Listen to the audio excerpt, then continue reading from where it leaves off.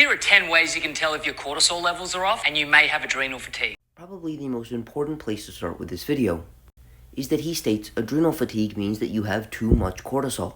The entire hypothesis around adrenal fatigue is that practitioners without evidence state that millions of people have underactive adrenal glands, meaning they are not producing enough cortisol.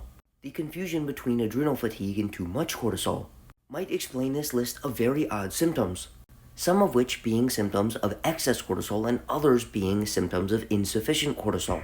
There is an actual condition of adrenal insufficiency, known as Addison's disease, which is akin to the actual medical diagnosis of adrenal fatigue. And these individuals have fatigue, poor appetite, chronic abdominal pain, weight loss rather than weight gain, dehydration, confusion, low blood pressure, shock, and more. However, the most common cause for this condition is an autoimmune destruction of the adrenal gland, followed by infections, an adrenal hemorrhage, infiltration of the adrenal gland, the use of certain medications, and the overuse of exogenous steroids. With that being said, if we actually look at adrenal fatigue, it appears that proponents of adrenal fatigue have made the academics quite upset, as we have published studies with provocative titles like this, stating that there are numerous articles and people on social media discussing the existence and underdiagnosis of adrenal fatigue, with very non-specific symptoms that could happen due to any condition, such as fatigue, insomnia, joint pain, weight gain, and others. However, in all the studies we currently have to date, there is no evidence for the existence of adrenal fatigue. And a study with another provocative title stating adrenal fatigue does not exist reviewed thousands of studies and found 58 that fulfilled their inclusion criteria, looking at individuals who reported the symptoms often associated with adrenal fatigue. And when they looked at different measurements of cortisol, which should all be low if they truly had adrenal fatigue, found very large discrepancies between whether or not individuals did or did not have low cortisol measurements. As some of the individuals who reported these symptoms had low cortisol, others had normal cortisol, and another group even had high cortisol. And they looked at measurements of the cortisol awakening response, the circadian salivary cortisol rhythm, the direct cortisol awakening response, the dexamethasone suppression test, measurements of ACTH and CRH, the estimated total cortisol area under the curve, and the nighttime salivary cortisol test. In essence, finding no evidence that adrenal fatigue actually exists, concluding therefore adrenal fatigue is still a myth.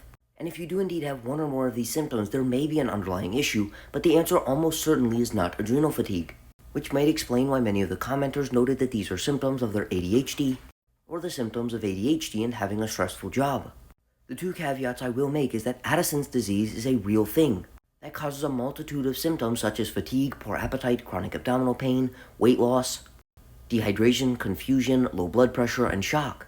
And if you have a mixture of these symptoms in a fairly extreme state that are unexplained, Addison's disease is a real diagnosable condition that might warrant further testing.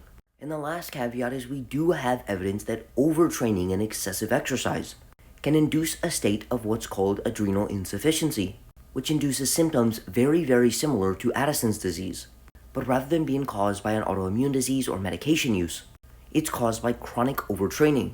But understanding the amount of training that you have to do to reach overtraining is unrealistic for most people, as this typically only occurs in athletes training between 4 and 6 hours a day, 6 days a week for multiple months without sufficient or any scheduled recovery days.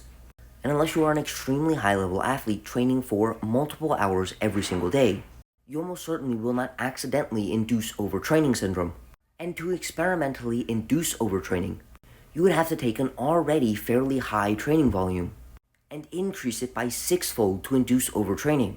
Therefore, unless you rapidly went from 1 hour a day of training to 6 hours a day of training, 1 to 2 hours a day of exercise training, with at least 1 rest day a week, will almost certainly put you nowhere near the threshold required to induce overtraining syndrome.